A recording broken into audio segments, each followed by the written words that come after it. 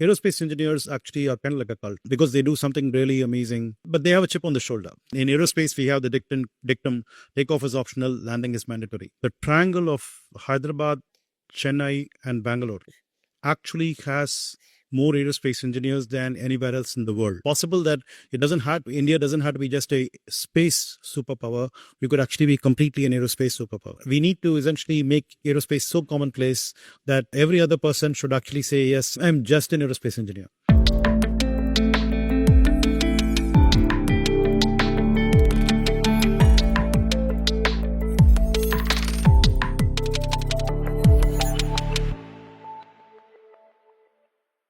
This is the Professor MVP Podcast. I'm Mahesh Panchagnula from IIT Madras. This is your resource to make informed career decisions. We will bring you insightful discussions on global trends in science, engineering, and technology with an Indian relevance. This podcast is brought to you by IITM Global, an initiative of the Office of Global Engagement at IIT Madras. IITM Global is a platform to take Indian enterprise and Indian thinking global. For more, you can learn more about IITM Global and their initiatives in the link below in the description. Today, we will be diving into the world of aerospace engineering. Aerospace engineering is a fascinating field. Every time you see a large aluminum bird take off in an airport, I am still fascinated, having seen hundreds of takeoffs and having been on hundreds of flights. It's a fascinating sight to see this large mechanical bird. Today, we're going to go under the hood and understand that field of engineering and the associated field of engineering that puts our navigation and telecom satellites in the space, as well as satellites that help our farmers do better with the lands and resources they own. I have a fascinating person to help us understand this space here with me, Professor Satya Chakravarthy from the Department of Aerospace Engineering at IIT Madras. Hi, Satya. Welcome. Thank you.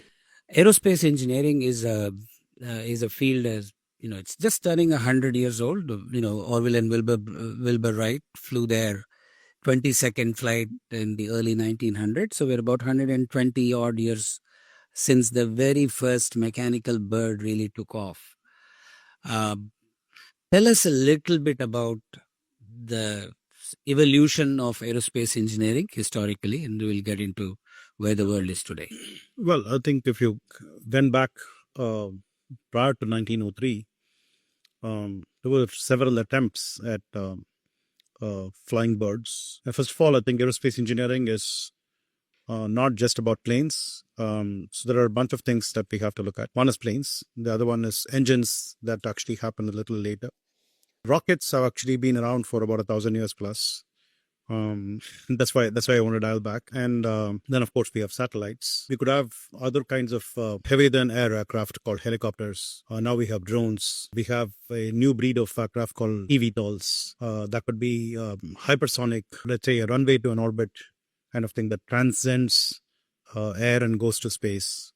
There are lots of such kinds of different vehicles and craft that all form aerospace. But if you want to actually look at modern aerospace, there are times like from the days of Leonard Euler, where there have been attempts to develop heavier than air aircraft. So the phrase heavier than air is something that keeps coming up in this parlance because balloons, for example, hot air balloons, blimps, all of them also actually count for aerospace. And they are what we call as a lighter than air category. There is a lot of science that has happened before Wilbur and Orville Wright. There were quite a few attempts that happened, and subsequently the Wright brothers cracked it. But alongside Wright brothers, there were quite a few others who were just about successful within a few years across the Atlantic. On the European side, there are people who talk about Indians who have also been doing that around that time. But all of these were actually with piston engines. But the next big effort was actually to get jet engines. Around the same time, missiles were actually being developed. The vengeance weapon, the V2 bomber, during the Second World War was actually a turning point, which was the one that actually got ICBMs happen. And one of those ICBMs was tipped spaceward in 1958 to put Sputnik and then the space age was dawned. And so, effectively, even today, most of our rockets are actually have their pedigree from missiles, and in that sense, they are not really the best aerospace vehicles, so to speak. We can talk about that a little later. But then we have the rocket age that happened. Then came the satellites. Alongside, we actually had the helicopters. And today we are talking about having hypersonic vehicle that will take you from, let's say, Chennai to San Francisco in 4 hours. Those kinds of things, right? So, yeah. Wonderful. Tell us, let's start with your own journey as an aerospace and aeronautical engineer. Tell us a little bit about how you got into this discipline and your own development. Yeah, I think I got into this discipline by sheer chance. I mean, I got like a rank like 835 out of about 2000 plus in the JEE back in 1987. And I had a bunch of disciplines and campuses kind of combinations as choices. And I think at 835, I could have got something else. But of course, my parents wanted me to be in Chennai. That was a big consideration. And aerospace was attractive to me within the choices that were available. I think back then, we could clearly say that the peninsular India was actually more of an aerospace haven for what was actually called the strategic depth. I didn't understand all those things back then, but there was a lot of aerospace that was happening around in the neighborhood. Right. So there is like Bangalore had the HAL and the NALs of the world. We had Sririkota in our backyard. There is Trivandrum's Tumba. There is a buzz around in this part of the world about aerospace. So I kind of jumped into it. But subsequently, I went to Georgia Tech to do my master's and PhD in solid rocket combustion. And then was a postdoc for a couple of years there and came back to teach at IIT Madras since 1997. And you've been in this world of propulsion practically all of your last. Yes, that's a good question to ask because I think what matters is, okay, what do you do after you become a faculty? And that's important because we have had the opportunity to work closely with the industry on propulsion. So it used to be ISRO and DRDO to begin with, but subsequently we have also actually had worked with GE Aviation quite a bit on jet engines. And I had the opportunity to actually be in the forefront of setting up the National Center for Combustion R&D, which kind of expanded our industry outreach to not just combustion in aerospace, but also in automotive sector, power sector, and so on. That allowed me to work with a lot of other industries, get faculty colleagues to cross-pollinate ideas across these industries and stuff. And more recently, I've actually been involved in quite a few aerospace startups as well. Wonderful. We'll get to that certainly before this talk is done. Let's start with the first question that's on every student's mind. In 1987, when you got into aerospace engineering, there were no resources to learn what could an aerospace engineering, what do you end up learning, and what does the career look like? So tell us a little bit about what's under the hood in a BE or a BTech aerospace engineering. What does a student learn? First of all, you will probably find that some colleges actually offer something called aeronautical engineering versus some colleges that offer something called aerospace engineering. In fact, when I joined in 1987, IIT Madras was actually offering aeronautical engineering, but within about one semester, they had changed their name to aerospace. And there are colleges that have actually done that transformation as well. Aeronautical actually refers to what happens within the atmosphere. As I famously say in my classes, it could be any atmosphere, it could be Martian atmosphere as well. All right. So going into the future, and you would be what I would call as a terrestrial aerospace engineer. Right. But spacefaring is actually outside the atmosphere. So, or you have to transcend the atmosphere. So that's when you actually are kind of including aerospace as well. So largely we go through fluid mechanics, strength of materials are like very basic courses. Then we actually go through aerodynamics, structures, propulsion. Tell us also, why does one need to learn fluid mechanics and strength of materials? What aspect of aerospace or aeronautical engineering? I think fluid mechanics and strength of materials are actually much more basic than anything to do with aerospace engineering as such. I mean, if I want to actually think about how the stable has to be designed, I better know something about the strength of the material that it takes. Similarly, fluid mechanics actually has vast applications In some colleges, they are actually taught as common courses. I know, for example, at IIT Kanpur, they used to actually be taught as common courses across civil engineering, mechanical engineering, aerospace engineering, and so on. Whereas I think in IIT Madras, we used to actually do this separately and all that stuff. So these are very basic courses, right? I would reckon that lots of engineers should actually know a bit of fluid mechanics and strength of materials. So they form the basis for aerodynamics and structures, for example. Then we actually get into the propulsion stream where we specifically talk about engines and rockets. And then there is flight mechanics that talks about how an aircraft would be stabilized, how it performs. And I think typically the curriculum uses an aircraft as a sort of like an alibi for any craft that would be up there in the air or outside. But the subject matter, The principles. yes, they can actually be applied to pretty much anything. For example, if you're actually looking at cars, right? So there is something called vehicle dynamics. So if you're actually looking at train wagons, again, there is something called vehicle dynamics. All of these things adopt like Sixth-Orff equations and so on. So all the way from something that is running on the ground as well to all the way to satellites, something like flight mechanics principles, flight dynamics principles will be applicable, and so on. So these are basically the broad core courses, right?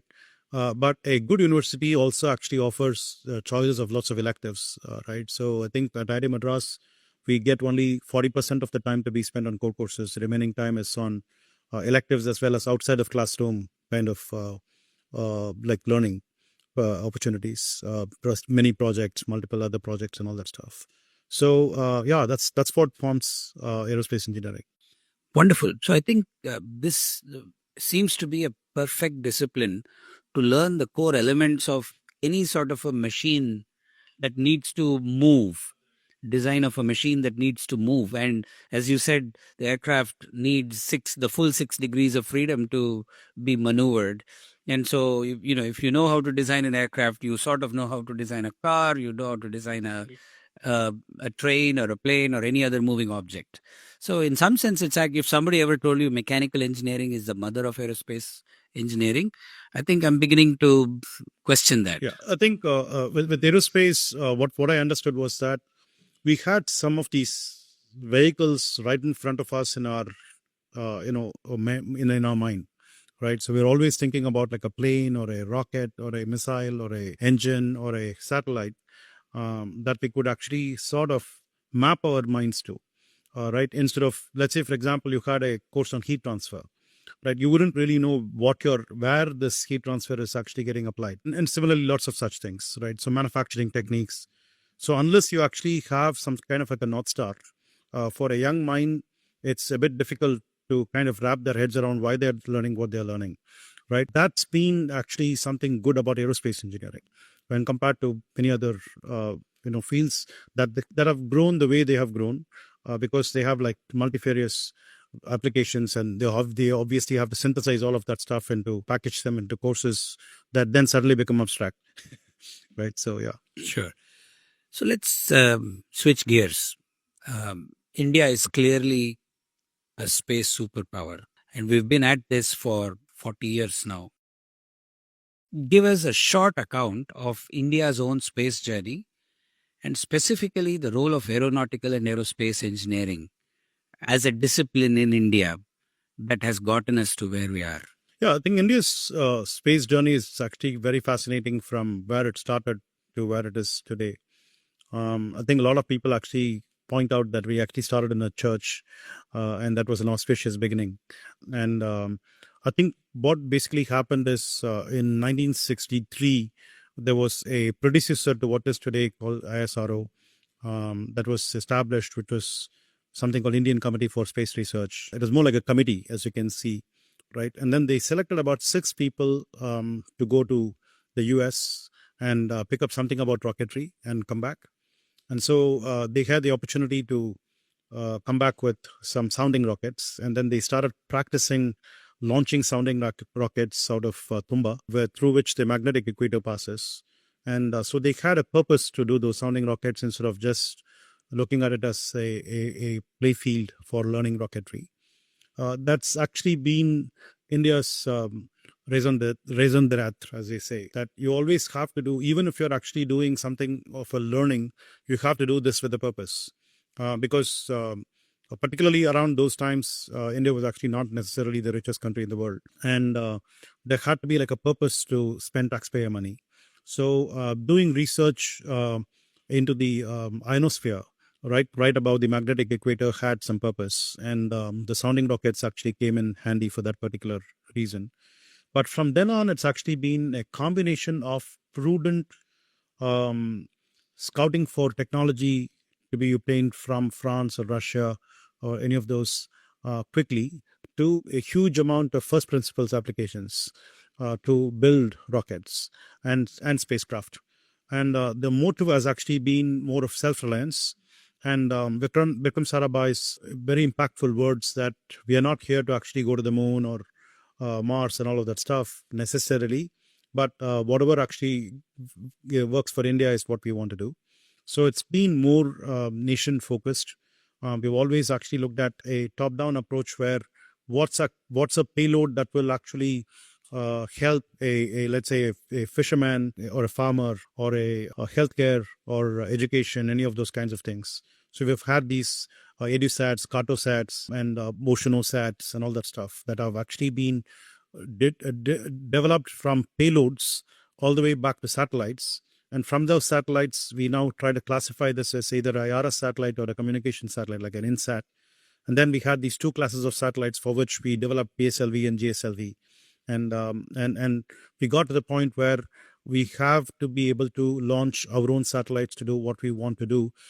So we then actually became big in launch vehicles. So today, with these launch vehicles, we can now go to the moon, we can go to Mars, and we can go probe the sun. All of these things are actually happening on the backbone of these launch vehicles that have actually been developed specifically for those purposes of Earth observation and communication. And all of this progress could not have happened without the aerospace engineering programs that were already in place at places like IIT Madras or MIT. MIT Crumpet actually played a very good role even before IIT Madras started, but IIT Madras has had a very good share.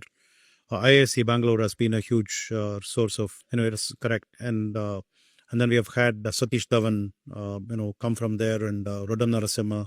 All these buoyants have actually come out of there. But IIT Kanpur has done a great job. Kharagpur, Punjab Engineering College. That's one of those things that has been around for a very long time. And the moment Chandrayaan landed on the moon was a matter of immense pride for the entire country.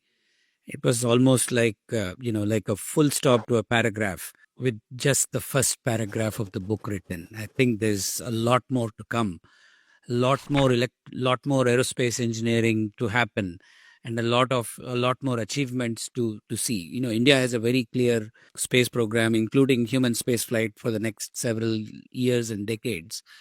The army of aerospace engineers that are required to make those things a reality for us are now in high school or earlier. Tell us a little bit about what a young man or woman should be thinking if they are, or should be wanting to do if they are excited. Why should they come into this profession? Right. So I want to actually, it's very charming to actually position ISRO as like the poster child of aerospace engineering, but I want to broaden the scope of this for any young person to be listening to also understand what else has actually been happening around in aerospace in India. Right. So dial back to 1987, the options that a young man choosing to do aerospace was actually fairly limited by in hindsight. Right. So there were HAL or an NAL and a DRDO and an ISRO. Right. So these were like about 4 organizations that would pick you up. And sure enough, the population was much less. The number of students who are actually going to aerospace was much, much less. Now we have actually opened up lots of universities and colleges that have aerospace engineering. The number of opportunities also actually have to grow correspondingly. And so what has happened is around the turn of the century, we started attracting MNCs to come and set up R&D divisions in India. This was actually very different from what we have seen for the previous 40 years in India. So around 2000 is when I remember GE actually started something called a Center of Excellence with I think TCS or something, and then they went on their own. And pretty soon after that, Pratt and Whitney Canada came in, and then we had Rolls Royce, we had Textron, we had Boeing, we had Airbus. Pretty much everybody every big name in aerospace, if they did not have a R&D center in Bangalore, they would it's as if like they can shut down. So today, I think just about this last few days back, I was at an event when there is this founder of Akasa and a CEO, previously COO of Indigo, called Aditya Ghosh, who actually was on a panel discussion and mentioned this very interesting point, which is the triangle of Hyderabad, Chennai, and Bangalore actually has more aerospace engineers than anywhere else in the world. In the Wow. world. That is a phenomenal place to be Yes. for a country like us. Correct. Right? And this is just the beginning. I'll tell you what it is, right? This is actually the 2000s. Oh, Yeah. I'm still in the 2000s. So the 2000s, that particular decade is what actually grew this to happen. The next decade actually saw a lot of global aerospace manufacturing come to India. Right? And now it's not just the design. It's not just sitting in front of a computer and making designs. Right? So keep in mind that aerospace is actually hugely a nationalistic endeavor. Right? So when I was doing my PhD in the US, we used to actually talk about like the Russians doing this or the French doing this and the Americans doing this and so on. Sadly, actually, the Indians doing this was not part of the narrative at that time. Right? But perhaps it is now. And I used to wonder, wait a minute, all these people are scientists. So why do you actually, call them by the nationality, right? Why can't we just talk about their names, right? That's not the way it is. Aerospace is actually associated with national pride. There were a lot of these things that were actually a specific nations preserved. And when they were actually getting unleashed through a wave of globalization, there were guards that were actually put on what could actually cross the shores and what technologies have to be kept close to your chest, all of that stuff. Export controls and all of that stuff, right? But those barriers have actually been broken. And because again, from first principles thinking, all right. So if you want to do something, you can actually figure it out yourself, sort of thing. Then the manufacturing wave has happened. So now India actually makes completely large full aircraft for people like Airbus, large parts of full aircraft for Boeing, or large parts of GE's engines and all of that stuff. I didn't know that. Yeah. I didn't know there was actually thriving... this is the best kept secret about aerospace engineering in the whole world. India is as much an aircraft manufacturing nation today, yes, as any others. It is. See, you go to Hyderabad, you go to Gujarat, right? You will see large parts of or even full large aircraft actually being made out there. And then we have the 2020s, which is where we are, right? And this is actually the age of the aerospace startups. So there is like wave after wave after wave of aerospace engineering that's beginning to happen every decade on decade. And I don't know where it's going, right? I don't know. I can't tell like what will be the 2030s and so on. And it's possible that India doesn't have to be just a space superpower. We could actually be completely an aerospace superpower. If you think AI is moving too fast, of course, I'm talking of aerospace intelligence here. You should know exactly what we are talking about. We better all be ready for it.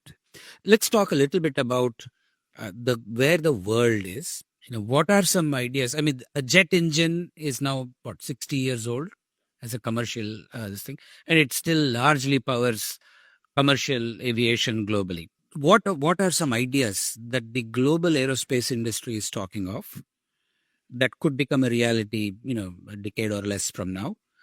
And what are similar ideas that are brewing in the Indian context? I think in the aviation side of things, there is a palpable shift in two ways. I mean, both of them towards sustainability primarily. So sustainability in aviation is actually in three strands.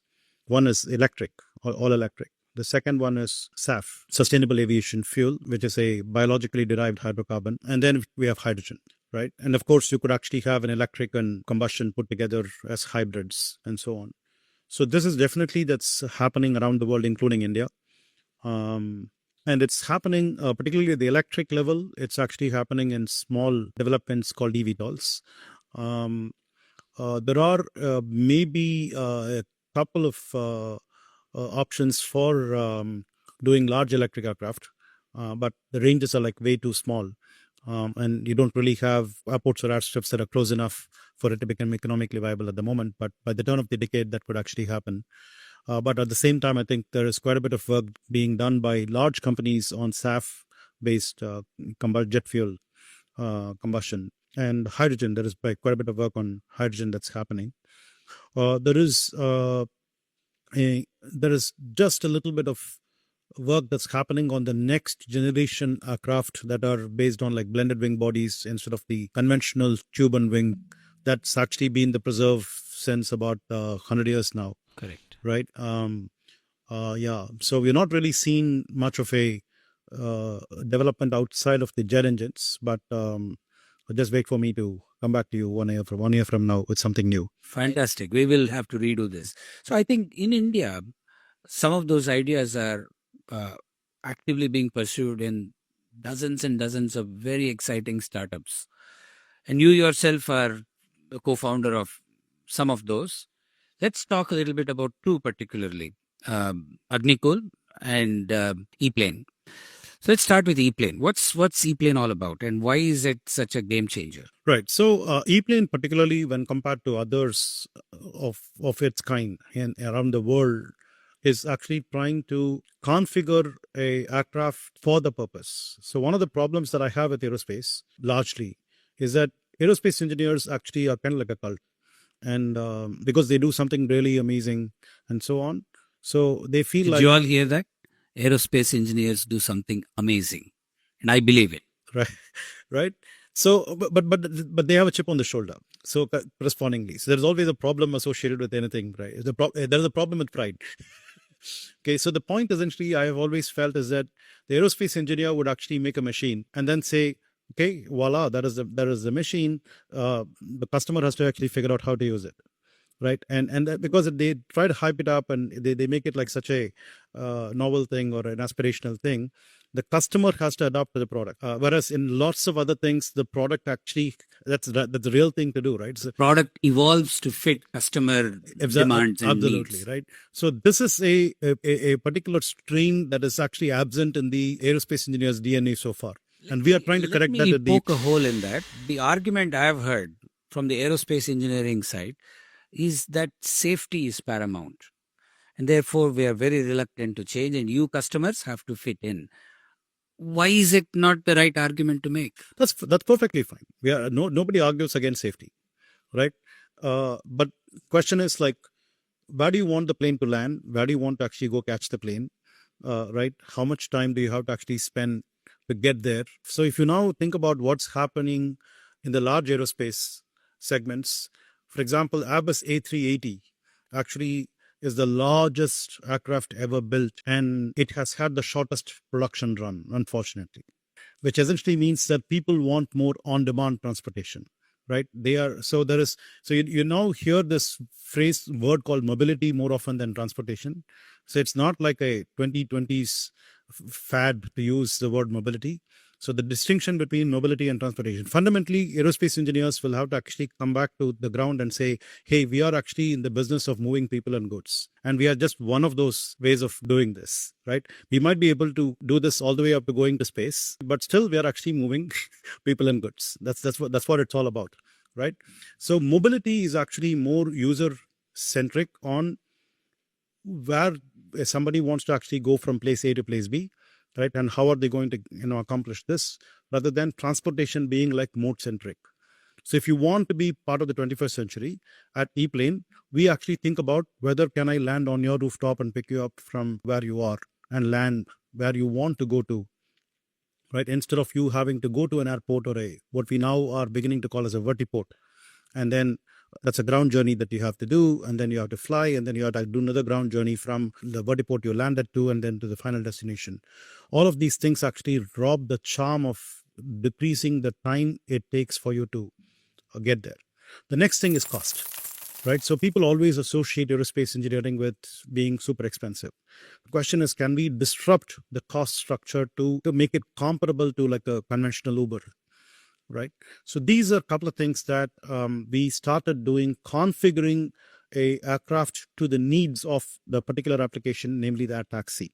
How can I actually do multiple short trips in a single charge with a very, very compact wingspan that can land anywhere, like a typical taxi? So today's planes are not typical taxis, and that's what we are trying to do at ePlane. So you've said this eVTOL many times. So explain what VTOL is and what is eVTOL. Correct. So VTOL essentially stands for vertical takeoff and landing. So a helicopter is, for example, a VTOL machine, right? It takes off vertically. But today's class of VTOLs are a hybrid between vertical takeoff and fixed wing. So the other jargon that we have is fixed wing versus rotary wing. Helicopters are rotary wing devices, whereas planes are fixed wing devices. So is there a way by which I can actually put a plane and a helicopter together is the point. But we have now moved away from the helicopter, which is typically a single rotor configuration, to a multi-rotor configuration, which we very commonly see in drones. And that allows us enough amount of redundancy and the safety that you are actually talking about in the configuration itself. So safety is not about going through security checks and wearing your seat belts. It's actually about whether the plane will make sure that it's up in the air all the time when you want it to be and land safely. So in aerospace, we have the dictum, takeoff is optional, landing is mandatory. So you want to make sure that you land once you take off. That means that the aircraft has to actually be safe by itself. That's where a multicopter allows you to do so. But now we want to actually get a longer distance, better mileage for the batteries that you spend. You actually have to make it electric to be sustainable as well as cost effective. And that's the E part of eVTOL. That's the E part of the eVTOL. So all put together, we now have a new breed of aircraft called eVTOLs that are a blend between fixed wing and multicopter powered by electric batteries. So let's talk about your Agnikul. Yep. Agnikul is in not passenger transport yet, but is in a very exciting space. Literally. Quite literally. Yes. Let's talk about Agnikul. Where did the idea start and where is it now? Yeah. So just like how I said, large aircraft are actually giving way to smaller aircraft, and we need to actually make things more compact. The same kind of thing is also happening in the space sector, where electronics is becoming smaller, miniaturized. Cameras are becoming extremely small. So satellites are actually shrinking in size and weight. It's now possible for you to actually order a satellite kit from Amazon to actually put together a satellite, like a frame, and the what they call as they measure it in something called U's. So many U's of satellite and stuff. These are CubeSats, and practically you can put a satellite together within about 6 months with all of that stuff. But how do you launch it? How do you go to space with it? So today's rockets that actually take you to space are all from the older generation, which is the very large way of doing it. And so they typically have like one large customer, which is a satellite that's about 1,000 plus kgs. And lots of these small satellites that could be less than 100 kgs, 50 kgs. Some of them are nano satellites or pico satellites that are only like a few kgs or even some grams kind of. With very niche functionality built into them. So, and these are actually coming out of startups and small companies that have very specific needs to fulfill. So they have their own financial ecosystem that caters to them. Right now, they're compelled to do a ride share for which they have to wait in line for about 2 to 3 years. So it just doesn't make sense to make a satellite in 6 months and then wait for 2 years. And then during the wait time, you actually are incurring overheads. And that has become making small satellites financially unviable. So we are essentially trying to unlock that particular, pathway for small satellites, and thereby, in some sense, democratize space access to lots of players. Uberize space access. Uberize. So you go into an app and you ask for time on a rocket. And in fact, Agnikul's website exactly does that. So if you go to Agnikul's website, they will ask you to actually configure your the rocket to suit your spacecraft. Again, the customer orientation is coming up now with the startups. Fantastic. Thinking that it was completely alien to aerospace engineering for 100 years now. Fantastic. So what's the technology? What's under the hood? Well, that's interesting. So the way we wanted to actually do this is just very similar to ePlane, where it has to actually come and pick you up where you are. So the tagline for Agnikul is launch anywhere, anytime, affordably. And that means that whenever you have your satellite ready and come to me, I will have to actually make a rocket that is customized for you and launch it within the next 15 days. This, and for this, we actually make a completely 3D printed engine. And this engine is actually much more difficult to do otherwise. If you were to do a conventional manufacturing, you could actually get an engine up in 15 days, all right, but it would mean that you have a production line of bunch of engines that are there, and you're kind of pulling them out of the production line every 15 days sort of thing. But each of those engines will take about 3 months to make.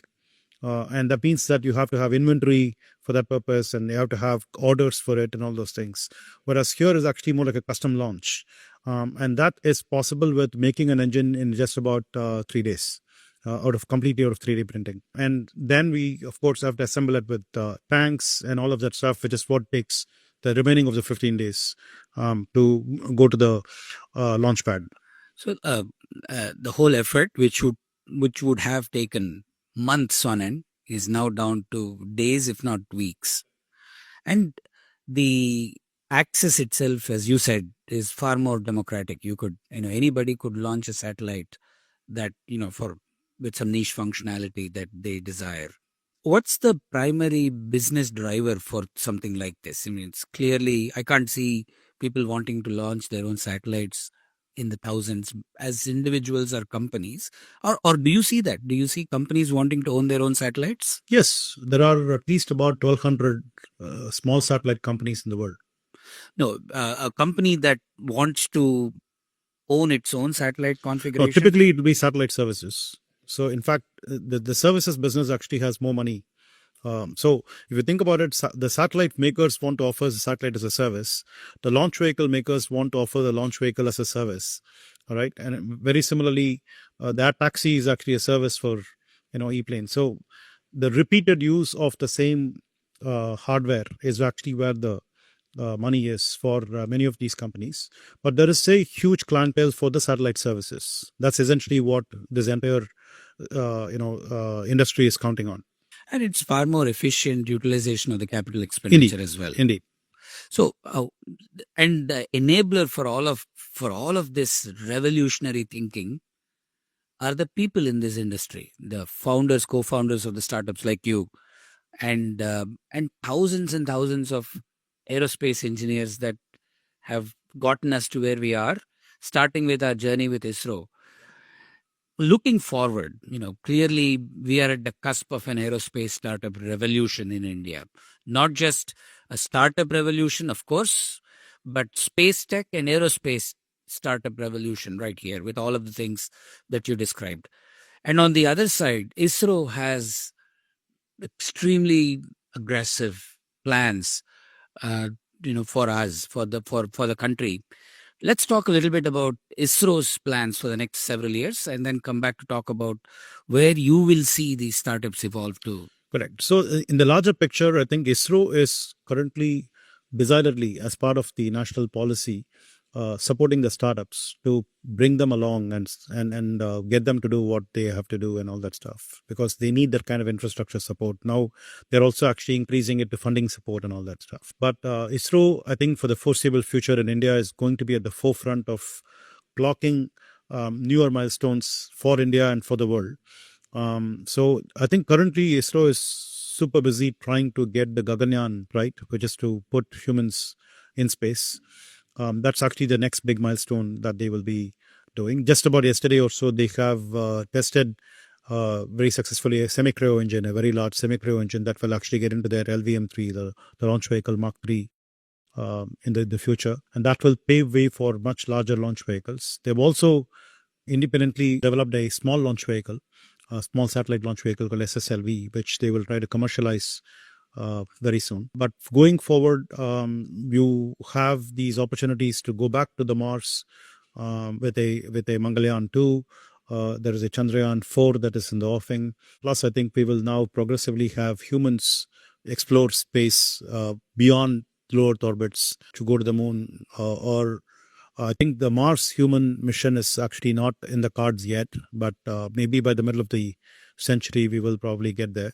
But somewhere in the next 15 years or so, there is a big push for a space station to be made out of India.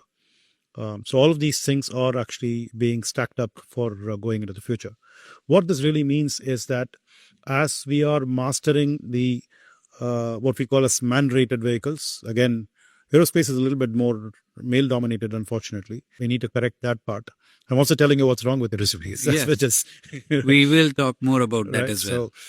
So we call it man-rated vehicles. So once ISRO is able to get that going, we believe that that will also spill over to the startups over time, and we could then make spacefaring a little bit more democratized, and make space tourism something that we can do out of India much more affordably for a lot of people around the world. Aerospace engineering has been a great enabler as a discipline, spawning progress in practically every other discipline. When Kennedy said, we'll put a man on the moon and Yeah, bring him again, a back man on the moon. home safely, Man on the moon. we're quoting his words. It spawned progress in everything from electronics, controls, material science, design of mechanical systems, hydraulics, communications. All of these fields were enabled by a large aerospace project. What is that one large aerospace project that you see, either globally or in India, that will require this expansive breadth of engineering and science expertise? I think the specific question that you're asking is which will actually shatter barriers in science and technology, right? The reason why I'm actually specifically getting back to highlighting that is, for example, within the aerospace community around the world, there is a very well thought out plan for consistently and periodically sending humans to Mars, exploring Mars and settling Mars, creating like a biosphere there for humans to settle there and explore. All of that with just about current technology, just using the current day rockets to get there and all of that stuff, right? Not much in terms of having to break barriers. But the one that will actually break barriers for me is if I were to actually do a hypersonic flight. And the hypersonic flight is important for me to use air in the atmosphere in an engine that will burn fuel in a supersonic manner, right? So where the flow of air is still supersonic inside the engine, and so we call this the supersonic combustion ramjet or a scramjet, and economically transport people across the globe to the other side in let's say about 4 hours or so. So if I were to actually go from Chennai to San Francisco in 4 hours in a very affordable manner instead of having to use rockets and go through lots of G forces, going out to outer space and then re-entering and all that stuff without any of that kind of circus, and just want to gently go within the atmosphere and guzzle air from the atmosphere and burn. That's actually requiring materials progress in terms of the boundary layer heating to be withstood, the supersonic combustion, the materials to withstand those for long periods of time, and all of those things. So I think that's really what's going to make a big difference. So the broader discipline of aerospace engineering borrows from practically all other disciplines. One of the first things we talked about is strength of materials. We're now back to strength of materials again. So in some sense, hypersonic flight or any air breathing engine that's going to be economical, the next generation will borrow from all disciplines back again. And that's the one big grand project that I think this generation of young men and women should be motivated by. How can we move people from, as you said, Chennai to San Francisco in 4 hours economically? I think that's a great calling for the next generation of people to build upon technology wise and make a difference to the way we connect. The good news is the elements of these technologies actually exist, even within India. I think it's just going to take a focused effort to put all of that together and scale to what is required for like a certain number of passengers to go from here to there. So we talked about where the world is in aerospace engineering and aeronautical engineering. We hear in the news from time to time the exploits of SpaceX and Blue Origin and all of these, I'll say, large space tech startups. They're no longer small, and some of the ideas that they're pursuing, like a completely reusable launch vehicle, are in themselves revolutionary. And I'm sure the day is not far when we will begin to experiment with them here in India as well. So let's come back and talk about the people aspect of this. What are sort of some projections of the number of aerospace engineers that would be needed to drive this whole industry forward? Let's understand some context to some numbers as they stand today. India has about 23 lakh undergrad students, and only a few tens of thousands. I think my last report that I happened to read was about 17,000 engineering students pursuing aerospace engineering. Clearly not enough sort of for the grandiosity of the ideas that we're talking about. What do you see as the demand for people in this space? Yeah. So aerospace engineering has always so far been like a niche thing, right? So we are, for example, saying these are grandiose and or grand, like very very large projects. These are not exactly sustainable, right? What will make aerospace engineering more demanding is if it's possible for us to disrupt aerospace engineering and bring it down to the access of a common human being. So, which means that flying should actually become a lot more ubiquitous. When we step out of our homes, we should actually be flying. We should be flying from my current neighborhood to the next neighborhood. When you want to get out of the city, you should be flying like the suburbs. And when you want to go to the next city, obviously you should be flying. And when you want to go across the country, you should be flying. And when you want to actually get across continents, you should be flying. If you want to get out of the planet, you should be flying. So pretty much everything that you do should actually be by flight, and that's actually doable today, with all the way starting from electric planes to hydrogen powered rockets. The entire spectrum of vehicles that are now vehicles and technologies that can make it affordable for the common man. And affordability is the real question. Or put it another way, if I can use the phrase, de-sexify aerospace. Right. Yes. We need to essentially make aerospace so commonplace that every other person should actually say, yes, I'm just an aerospace engineer. There is something about it that kind of tells you that we have crossed a Rubicon, saying it's no longer like this big grandiose thing, and we want to make it like everybody's play. And that's when we will need like really lakhs and lakhs of aerospace engineers. We are just about getting there. I think in the next generation we will be there. In this whole conversation, we've talked of rocket technology, we've talked of aircraft and aeroplane technology.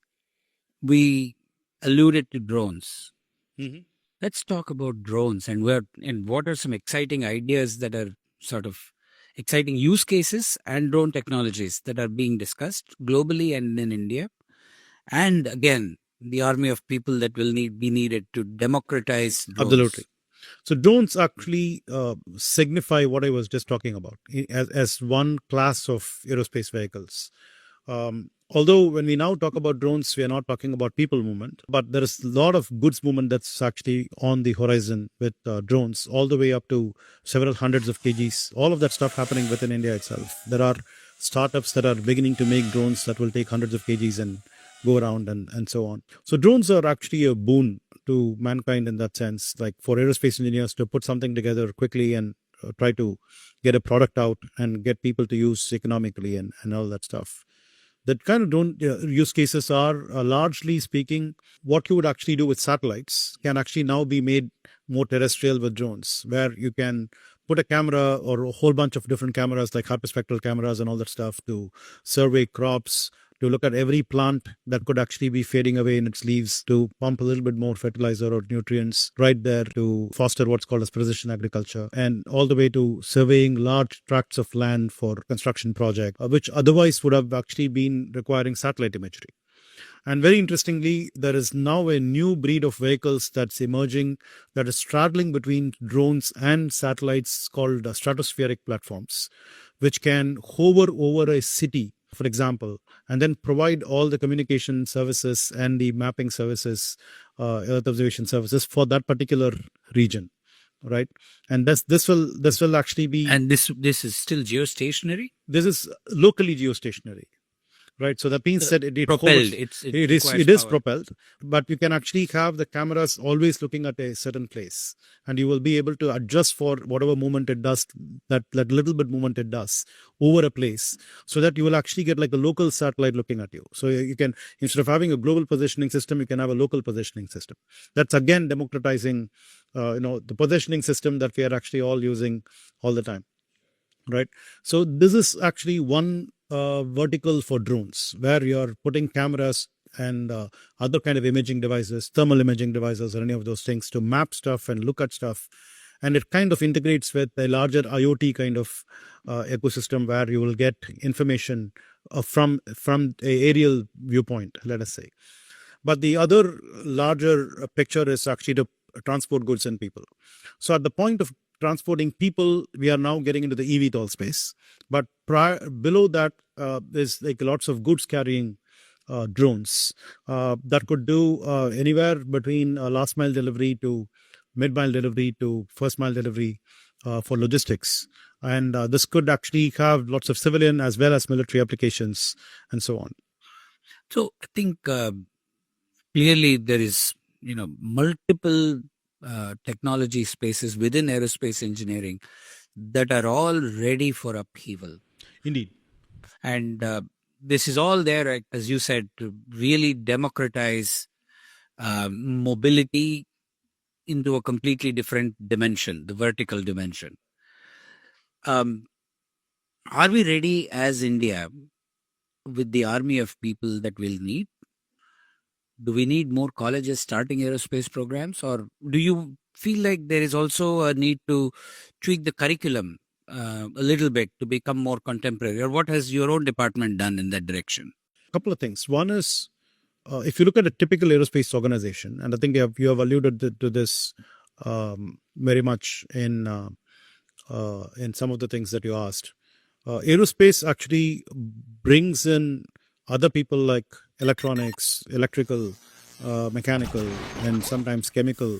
And there is quite a bit of civil engineering in constructing airports and vertiports. That will be the new thing with eVTOLs. So there is a lot of other engineering disciplines that are required to complete an aerospace project anyway. So the real aerospace engineer is at the core of the whole thing, who is configuring the vehicle. And that is done by a fewer set of people when compared to the larger ecosystem that's required anyway. So aerospace engineers should always actually be in conversation with lots of other engineering disciplines for getting their job done. So in that regard, the best way to actually develop a curriculum like what we do at IIT Madras is to keep the number of core courses limited to what is the bare minimum, and let the students choose what they want to learn and in order to pursue their interests. And I think at the institute level, we have only about a 40% requirement on core courses. The remaining 60% of the time is on not only electives but also in outside the classroom learning, in terms of like mini projects and undergraduate research, that credits that we can clock from the CFI or any such work, and then of course the major project itself and all those things. I think that's the right way to do. Today, we can't anymore prescribe that an aerospace engineer should only design a plane, for example, right? So there are a whole bunch of other things that an aerospace engineer can do. And so we have to actually impart the basics, starting from the fluid mechanics and strength of materials, all the way to aerodynamic structures, propulsion, flight mechanics, and controls, right? And then let them figure out what they want to do. Clearly, the demand for aerospace engineers over the next 10, 20, 30 years is going to outpace supply. From all of the, if even a fraction of the ideas you've alluded to are to become a reality, which also means that there are careers, good careers, waiting for aerospace engineers, but ones that have developed niche expertise and a broad horizon. Yeah.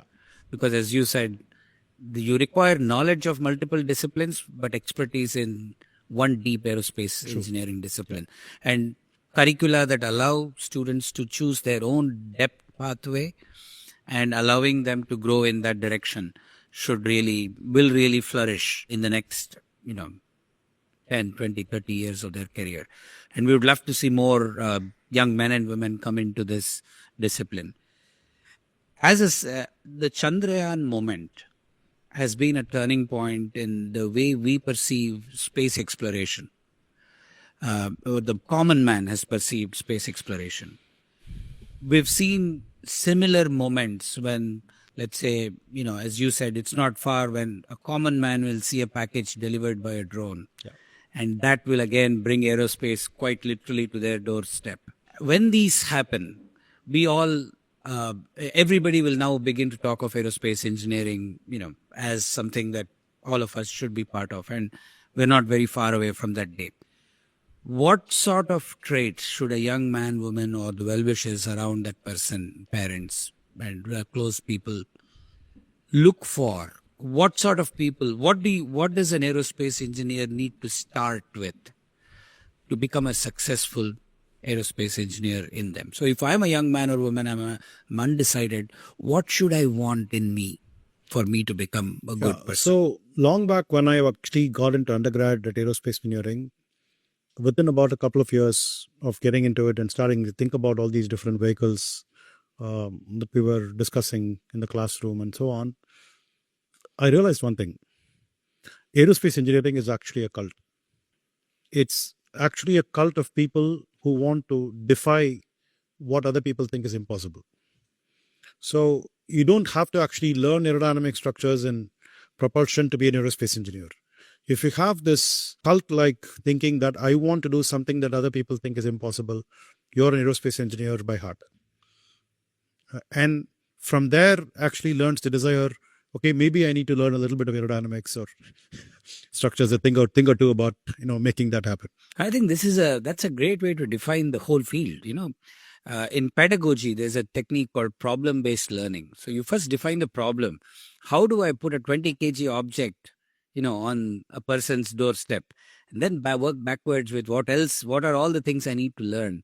I think aerospace engineering is a perfect case for problem-based learning, and students are very good at it. We are very good at going after a problem and working backwards through the learning material to get to a solution. Fantastic. This has been a wonderful conversation, Satya. I think we've covered many topics. I want to close with two questions. How far are we in India before we make an Indian commercial aircraft, Indian made commercial aircraft? Not very far, I would believe. Could be about 5 years to 10 years. Yeah.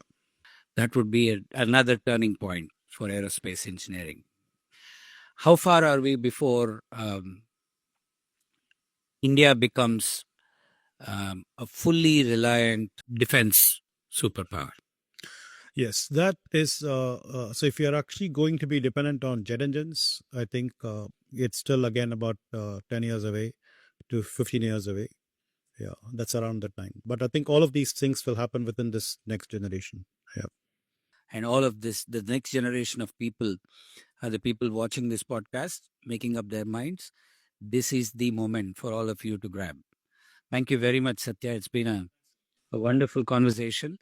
And I hope the people listening to this were able to get what they need to get to make their choices. And aerospace engineering is one that is undergoing a heave of change and right before our eyes. And I think it's a great space, quite literally, for a young man or woman to step in and make a career, build a comfortable life, and make a mark.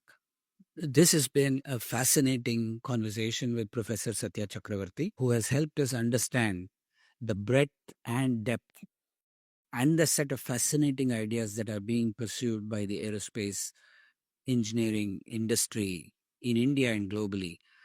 In particular, the point that India is already the hub of aerospace industry. And no place in India, no place in the world rivals the concentration of aerospace engineers that we see in small parts of India. Is in itself a fascinating element that describes the future, that describes where we are headed. This is the Professor MVP podcast. I'm Mahesh Panchagnula.